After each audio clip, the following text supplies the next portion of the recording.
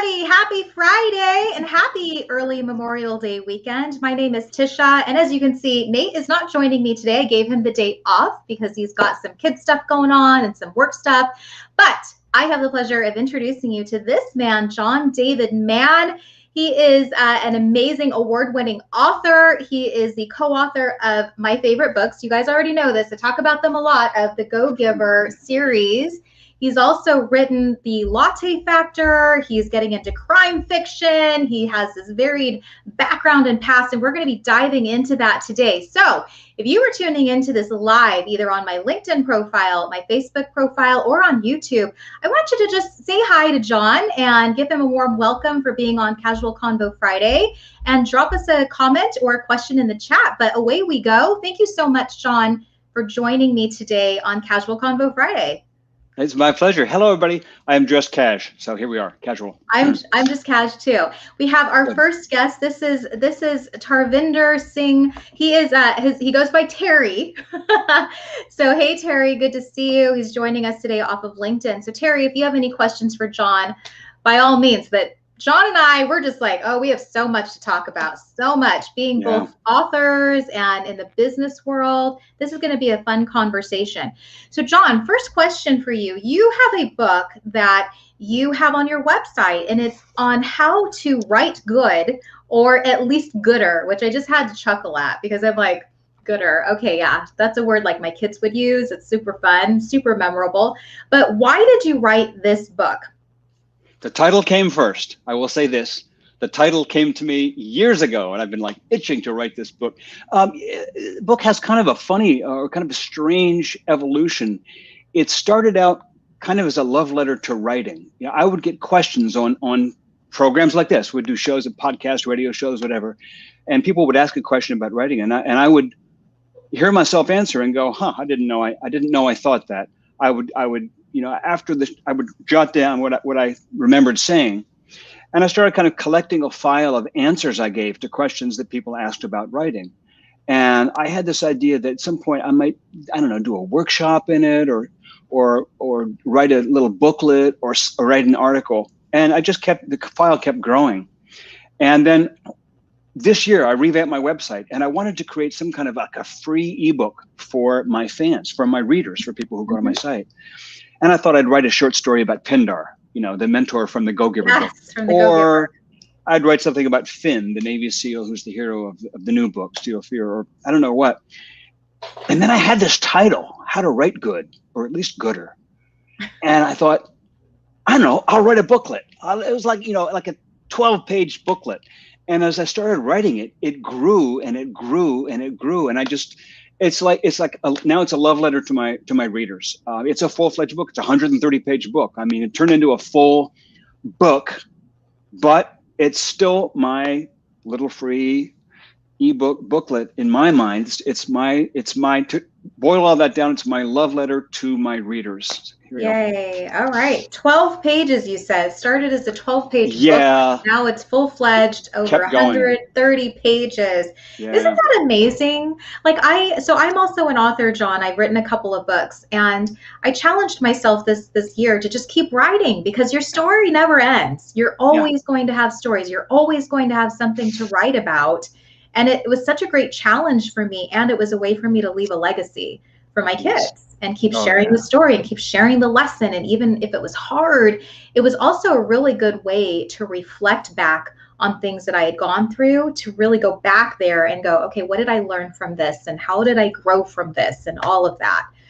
Pretty cool stuff. You're reading The Go-Giver Leader right now. And there's a line in there. Aunt Elle, the character in there, says, I think she says something like this. She says, a writer I very much admire once said, I write to find out what I think. Mm-hmm. Which I love, because I find that is quite true. And then she says, here's what I think. I think that we live to find out who we are. And one of the things that I wanted to do with this book is talk a little bit about kind of the parallels between writing a book and living a life. Because we're not all writers, we're not all authors, but we're all humans living lives. And you are making up your life. Your life is like a story, and you're writing it. I mean, every day is a fresh page. You're turning a page, you're turning a page, you're turning a page. And also, you're writing new drafts all the time. You're rewriting it. So a lot of the lessons that writers have to learn how to write gooder, we have to learn as human beings to live the lives that we were put here to live the lives that we want to live. And that was another reason that I wanted to write the book, is to talk about that, about the lessons for living. I want to share something with you. It was my very last lesson. So I just wrapped up my Rule of Life lesson number 140. I challenged myself to do 52 weeks of life lessons, and I did videos and I did blogs, and it was a lot. It was a lot. Yeah. Every Monday I was sharing one, and this was the last lesson that I learned. And it went back to my very, very first reason of starting to write books. And it was a horoscope, believe it or not, John. My dad found this for me, and he's like, you should read your horoscope for the day. I don't read the newspaper, but I was like, all right, lay it on me. What does it say? I'm going to read it to you. It says, do some writing. Once you let go, the process is enthralling. You'll be surprised at what you learn about yourself. Isn't that good crazy? Horoscope, man. Great horoscope. Oh my gosh. I was like, so yeah, September 15th is my birthday, and this is my Virgo horoscope from back in 2009 that I clipped and I kept, and it's a great reminder as to why I keep writing. And I hear people say things like, writing is like a lost art. Writing letters is a lost art. Yeah. People just communicate when they're with their thumbs in their phone, and it's all emoji, and it's like nobody actually writes anymore. The world has become illiterate. They have a short attention span. And I'm like, are you crazy? People are writing more than they've ever written. The world is, in my view anyway, humanity is constantly trending toward more and more introspection, more and more writing, more and more learning. Mm-hmm. And I find that people are writing more now than they've ever written before. Whether it's text or it's on social media or it's emails or it's just like scribbling. I think writing is not a lost art. Writing is a found art, and we're finding more and more of it all the time. So I love your horoscope. Yeah. Oh, I was like, I am going to keep that. I know that was amazing. Yeah, it really has been ingrained in my head of, I'm not writing my story for me. I mean, I am part of that story, but my story is for others to enjoy. And I think that we talk about this, and I just want to give a big shout out again to Terry. He has some great comments here on our screen of, you are the writer of your own story. And then he said, that's crazy, crazy, Tisha. But I kind of feel that you fall into those things. Like, you're meant to see those things. You're meant to, it's meant to come into your life somehow, so that it pushes you forward. And we easily forget that. Like, we easily think that somebody else is writing our story, writing our life. We have our parents and we do what they did, or we have siblings, or we have colleagues, or we have circles that we travel in, or we have our own past. So here's what I've been doing for 10 years. So tomorrow is already kind of written. No, it's not. There are things that are already established about your existing life, but that doesn't mean that tomorrow is written. Tomorrow is not written. It's a blank page. So, and it's being written by you. Yeah, but circumstance is always going to be there. Always. You're writing it. Always. When you're a writer, you've got 26 letters and you've got a handful of punctuation marks. And you say, well, it's already kind of done. What's there for me to do? Are you serious? There's everything for you to do. So our lives are just like that. They're just like that. You are the writer. Terry's absolutely right. You're the writer of your own story. And the beauty of it is, and this is both the pain and the joy of life, is that you get to constantly rewrite and improve the draft.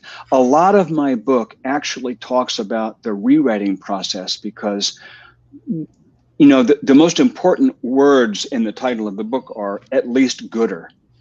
It's really not a book about how to write. It's a book about how to improve your writing. Yeah. And the secret to great writing, or at least good writing, is rewriting. It's taking something you've done, and making it better, finding the gems, the jewels that are inside it. And that's exactly what your life is. You're probably a mess. I don't mean you, Tisha. You're not a mess. I am. I know that I look back at myself in my 20s and even in my 30s, and I go, who was that young fool? I mean, I feel like Morgan Freeman in Shawshank Redemption saying this, young kid, stupid kid who committed that terrible crime. Mm-hmm. And, I'm glad I didn't give up then, because it was just a messy first draft. And I've been rewriting and rewriting and rewriting for decades. I think we all are, and we get to do that. That's as I said, the pain and also the joy of life. So yeah, rewriting, man, it's the deal. That's my favorite thing that you've said, because I was just talking to I call him my step-in dad at the gym. I love it. This is a guy that Step-in really dad. he's such a positive influence on my life, like, Yeah. And he's always speaking into me, and he's seen the rewrite of my life. Yes. He has seen me go from hot mess, depressed, can't figure it out, don't know my purpose, got to go back and get a job, now have to figure it out again, now the circumstance with COVID. And he's like, I have seen you move and transform, and look at you now. Like, look at where you are now. So it's interesting that you say that your book is more about rewriting the story, because there's that song, you probably heard it, it's probably like a 90s song, but Natasha Bedingfield, do you know the song? It's Unwritten. The song's Unwritten, and it really is saying that the story of your life isn't yet written yet. Like, it's not that it's set in stone and that's the path that you have to follow. You get to write the story every single day. It's a new page. Yeah. New day. Yeah, and there are skills involved. I mean, it's like you get to write the story, but you also get to learn from other people, because there really are skills. Others have done this already. And there are concrete, learnable, knowable skills that can, just like in carpentry or electrical engineering, there are skills involved that can really assist you in taking something that is yours, but it's half there, and washing off the dirt and polishing and getting off the grime and getting away the dull part, and letting the thing inside really gleam and shine. So it's learnable. It's learnable and practicable. Absolutely. And you were the best teacher on how to write gooder. Or at least. I want to say hi to this gentleman. He is one of my big supporters. This is Luis Melendez. He says, good morning, Tisha and John. Good morning. Hello, Luis. Good to see you. He has definitely made a name for himself, for me personally, on LinkedIn. He calls himself Mr. Groovy. And I love it. I talked about, like, what's your one word for the year? And he's like, groovy. What else would it be? I'm like, there you go. There you go. That puts me in a good mood, a groovy mood. Took you back to Simon and Garfunkel. I know, right? So good to see you, Luis. All right. So let's keep talking about some of these things. So we established that the book is really for anybody and everybody. You're not just narrowing it down to a specific niche. Like, somebody could really pick this book up, grab it off your website for free, no doubt, and be able to really learn the different skills and be able to improve and rewrite their life. I wanted to make this a book that, people who are professional writers, people who actually earn an income through writing books or essays or articles or whatever, that people in that category would have a lot of grist, a lot of substance to chew on and learn out of the book. At the same time, the people who aren't professional writers, but who just have an interest, could pick up and really enjoy from start to finish. Because, a lot of us aren't professional writers in the sense of we earn our income there, or that's how we define our career. But we write blog posts, we write social media posts, we write emails to each other, maybe we also write newsletters or blogs or what have you, that are really important to us. And we don't earn income from them. And that's not the point. Sometimes the things that we do that are our passion are more important than the career that we have, which puts bread on the table, which, by the way, is fine. You don't have to have your career be equal to your passion. I think it's, Charles Ives, one of the most remarkable composers of the 20th century. He sold insurance his entire life. That was his career. But his music, oh my Lord, look, he is not remembered for his insurance, although it was important to him at the time. He is remembered for his music, which was radical and transformational and remarkable. So, I'm not sure what point I was making, but I like that point. There is so looking back at the Go-Giver Sells More, the Go-Givers Sell More, there was a really great story about Og Mandino that you put in this book. And I honestly didn't know that. Like, I was so just like, I got to go look him up. I got to go, like, I love quotes from Og Mandino, but I didn't realize that his story was that of being depressed, almost committing suicide, his mom speaking life back into him, and then him moving in that direction, like going into becoming like what did you say, like the top sales insurance man, and now, you know, author of these books and so forth. And such a beloved man. And people who knew him, which I don't, unfortunately was not in that group, but people that I know who knew him, that he was just the sweetest, most wonderful man. And, you know, here was a life that desperately needed to be rewritten, and he rewrote it. Yeah. Yeah. Oh, such a good book. Oh my gosh. The Go-Giver Leader is, you know, all focused on a little furniture store called Allen and Augustine. And the Augustine of the book is named after Og Mandino. His name was Augustine. That's where he comes from. I'm going to Vanna White it for you guys. Go-Giver Leader.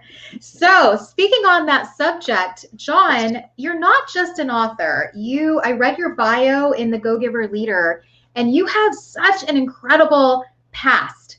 It talks about you were a concert cellist, that you were a composer, that you ran a multi-million-dollar sales company, and now your passion is you write books. Like you write memoirs, you've written several books, you like I said, you've won awards for your books. So can you talk to us a little bit about that journey of, you know, going from this to this to this, and like how that unfolded? I'm just so curious about it, because some people, you know, they get into a job and they're like, this is my job for the rest of my life. They haven't yet figured out that, no, you can rewrite your story. You can do some things differently. You can pivot at any time. But I love that you just have all of this knowledge that you then pour into your books too. If I were an actor, which I'm not, but if I were an actor, I would definitely be one of those guys who says, I don't want to be pigeonholed. You know, and the odd thing about it is that, you know, my career has been a little bit like a pinball machine. I mean, bing, bang, boom, bam, bam, bing, ba, ba, ba, ba, ba, ba, ba, ba, bing, ba, ba. And it's not like I had a plan. And if I did, well, actually, I had many plans, but none of them worked out. The stuff that I've actually done is not the result of a plan. When I was young, my mom used to say, I mean, she told me you can do whatever you set out to do. She never got around to pointing out that maybe just doing one thing might be helpful. But so, yeah, I have basically pursued my interest, you know, all my life. And it's taken me in a lot of different directions. I was a musician because that was my background. My parents, musicians. Music is my muse. It's my first love. It was then. It still is today. I think in music terms. Music is always going in my head, classical music.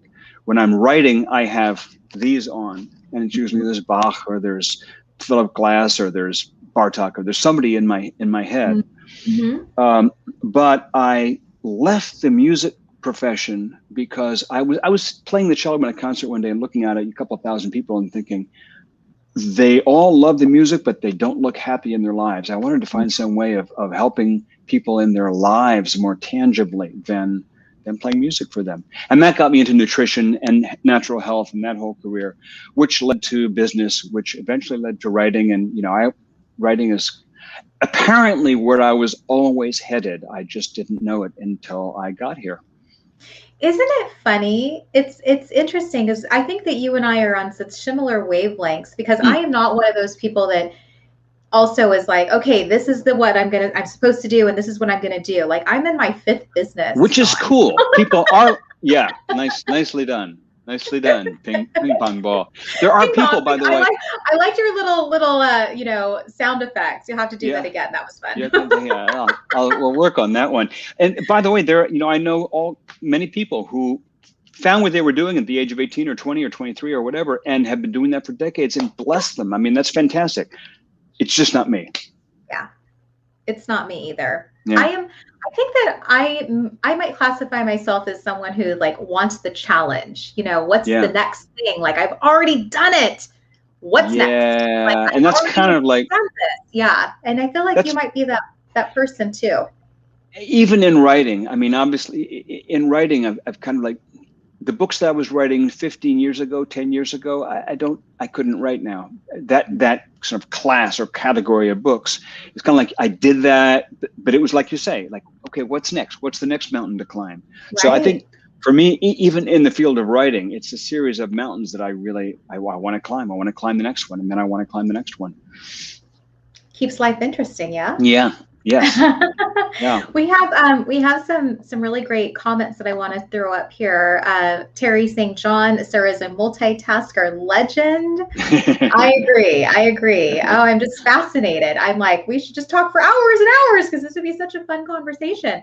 And then Luis is also here saying, John, ping pong. That's awesome. A little of everything in your life makes you much more gooder communicator. Yeah. Yeah. I like that too. I do too. I do think that, obviously a lot of experiences allow you. One of the beautiful thing about a variety of experiences, it allows you to have a more versatile empathy. Yeah. Or it helps. Yeah, it helps that. So. Mm-hmm. There's, it's interesting because we talk about this, and Luis was saying this too, like having all of these experiences in your life and doing all of these things. Some people might look at it and say, wow, you're not really focused. Like you're kind of all over, you've done all these things, like, because I've gotten that before, and it wasn't a compliment. It was more of a, maybe you need to focus. So it was Tisha, you're the Jill of all trades, or Jane of all trades, or whatever you want to call it. And it forced me to get really clear, like you, John, on just, I need to figure out what I really, really love. What are those things that I'm super passionate about? I do it for no money at all, just because I love it, and that's how I can figure out where I can put my gifts. There's a lot of wisdom, I think, in that caution about maybe you need to focus. I know that for me, I don't multitask.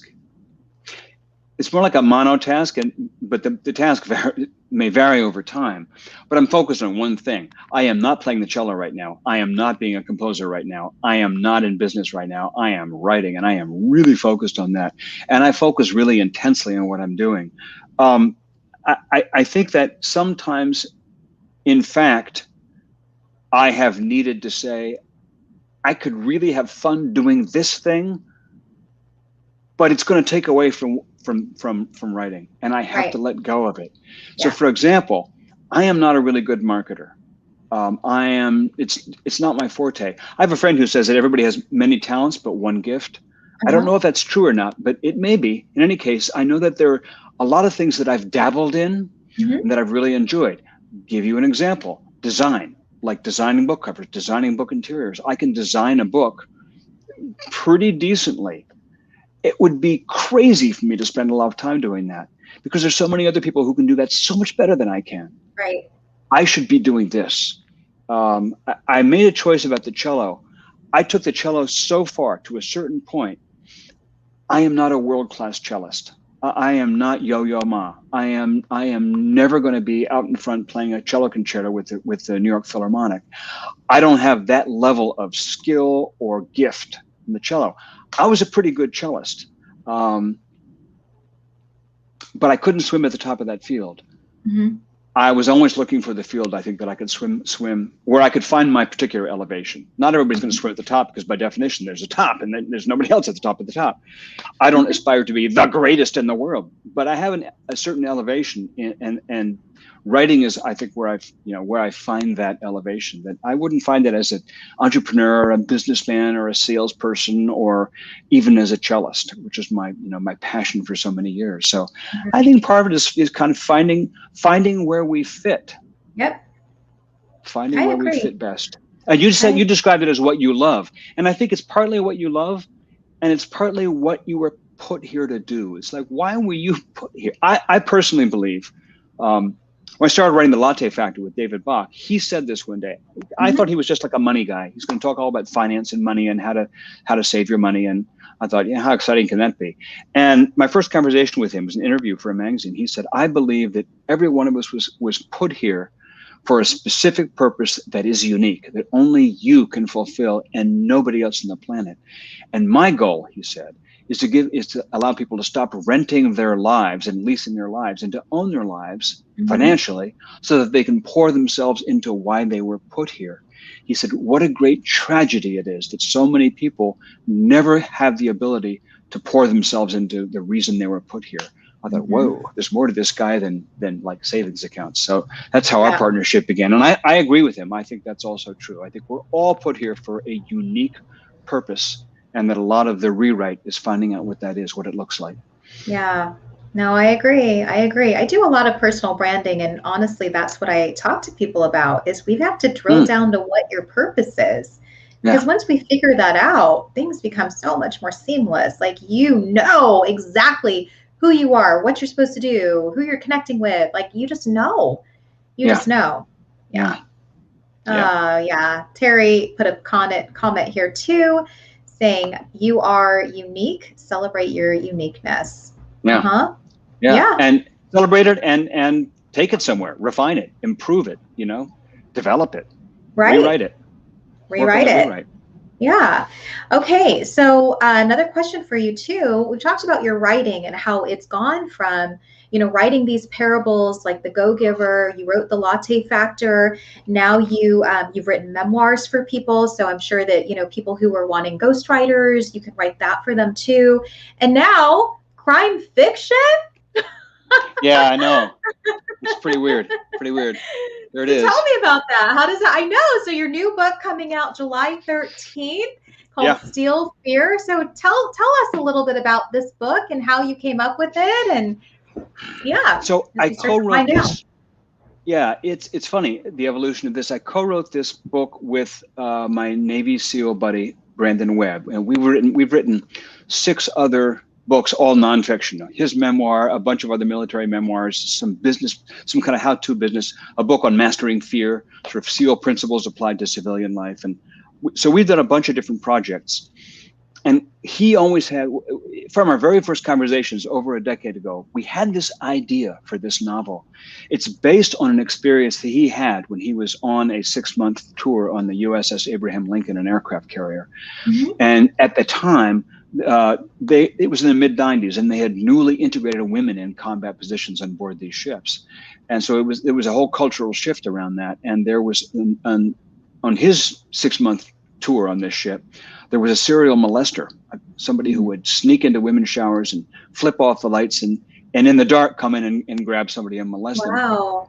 It never got to the point of overt violence. And it stopped eventually after, I think he attacked like 6, 7, 8 women maybe, and then it stopped, and they never found out who it was.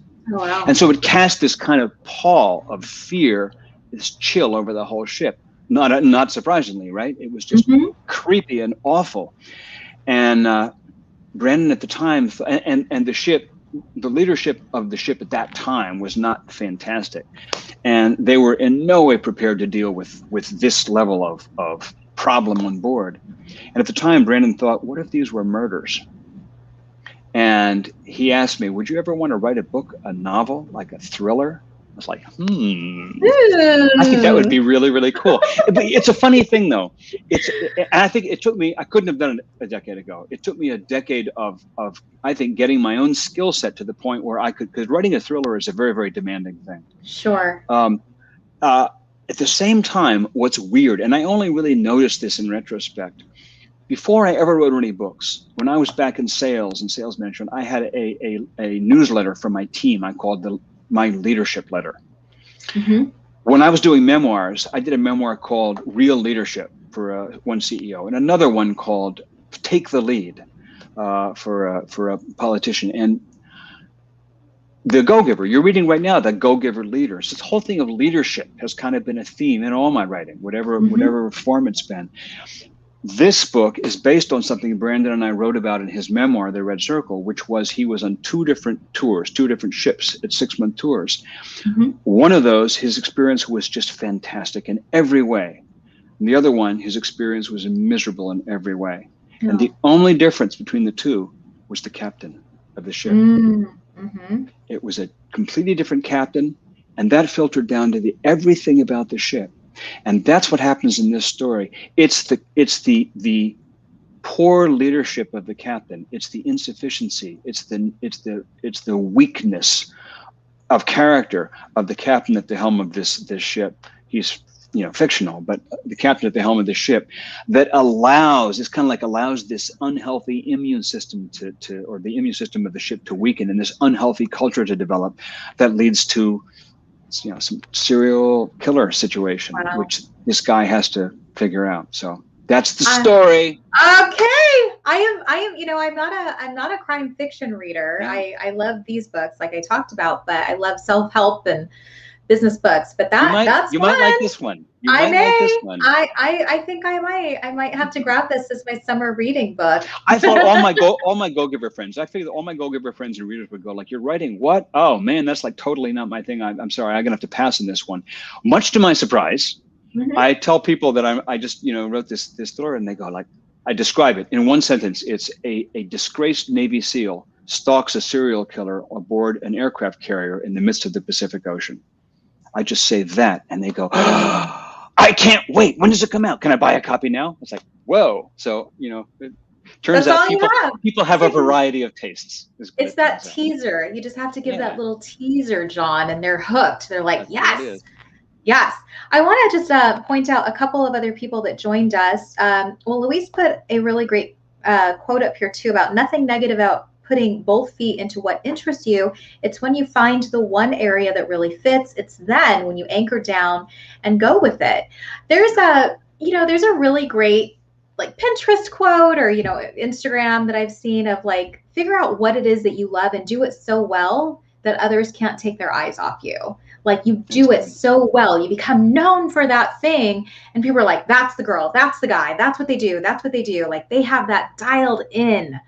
And so it's just keep working on your craft, just like you're talking about writing. You can always keep improving. You can always keep doing better at what you're doing. So I love that. I have a friend, a writer in the UK, who published her first novel, and it did very, very well. And then she wrote another one, and she thought she'd learned so much from the first novel, from rewriting and rewriting and rewriting. The second thing, she said she thought this is complete. This is like all ready to go. She gave it to her agent. The agent read it and said, "This is just great. This is great." Of course, you realize it has to be totally rewritten.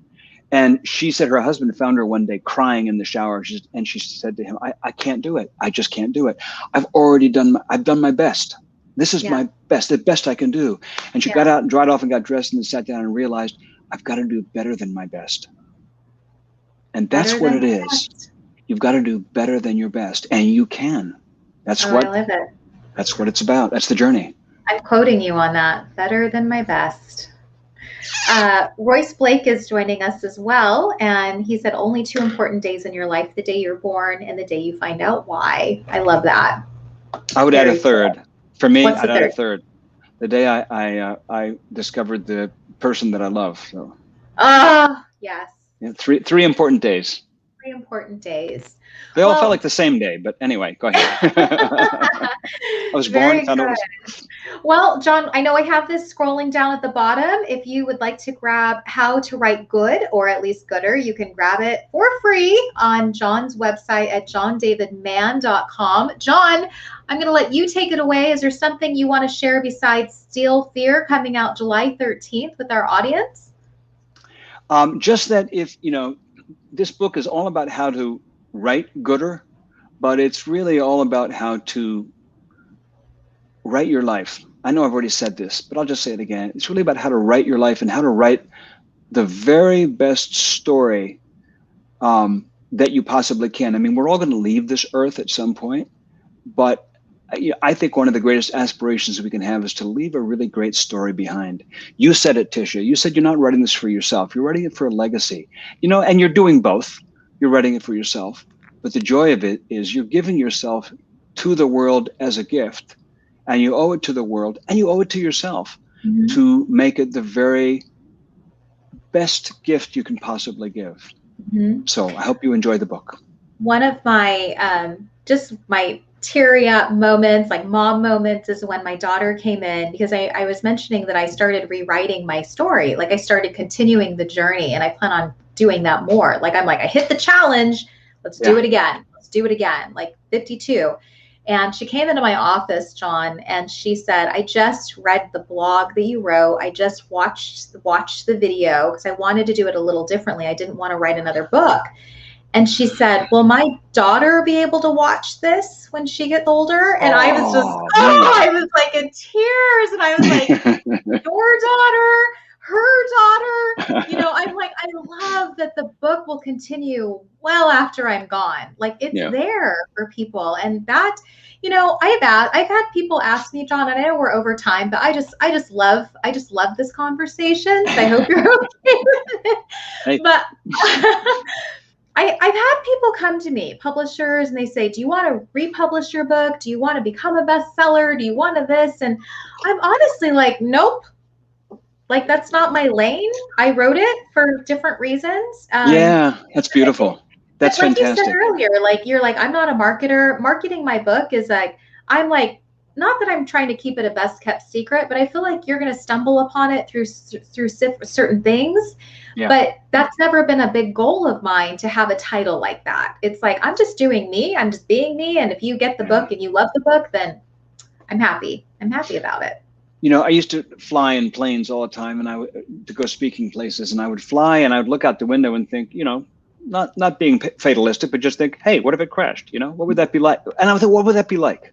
What would it be like to see it going down and know, well, my life's got about 90 seconds left? That would be interesting. Right. That's like a different perspective. And I remember after The Go-Giver had been out for about 2 years, and it was clear that it had hit a nerve, it struck a chord in the world, and it reached a lot of people way beyond the business community. And I remember flying one day flying out west and looking out the window and thinking, what if the plane were going down? I would think, there's so much more that I want to do. There's so much more that I want to write. But you know what? The Go-Giver is out there. And if the plane went down, it wouldn't be my ideal choice, but I'd be okay with that. Yeah. And it's a good feeling knowing that you've gotten to a certain point in your life, whether it's because the children that you have, or the books you put out, or whatever it is you've created, you've contributed, knowing that, yeah, there's so much more I want to do, but I have put this pin in and I feel pretty good about that. Exactly. You've left your legacy. You made an impact. Yeah. Yeah. That will last. It will last. It will last. I mean, if my daughter's daughter, kids, right? My daughter's, my grandkids, my great grandkids are reading my story. Oh my gosh. That's really, really sweet. It's really cool. Hey, back to that horoscope, back from our very beginning. Do some writing. Yes. Enthralling. All right, John. Well, anything else you'd like to add before we wrap it up? Just that this has been a total delight. I loved having the conversation. Sorry, Nate, but hey, man, we got to do it ourselves. Nate, you missed out there, buddy. That's right. Get your heart out, Nate. All right. Well, John, it's such a pleasure. Thank you to all of our guests who caught this live. And for those of you who will watch the replay, John David Mann, you can find him on his website, johndavidmann.com. You can download his book. You can see all the books. And let me tell you, I went to his site and I'm like, holy cow, I had not realized that you've written all of these books. So, check him out. His new book is coming out, Steal Fear, on July 13th. And I'm going to get it. I'm going to read your book. I want to read your book. I know it's a stretch from The Go-Giver, but I'm going to read it. I think I'll really enjoy that one. And I'll report back to you. Like, I'm going to put it in my calendar. You can download. You can actually download a couple chapters, so you can read a couple chapters on the website. If that doesn't hook you, then hey, I don't know what.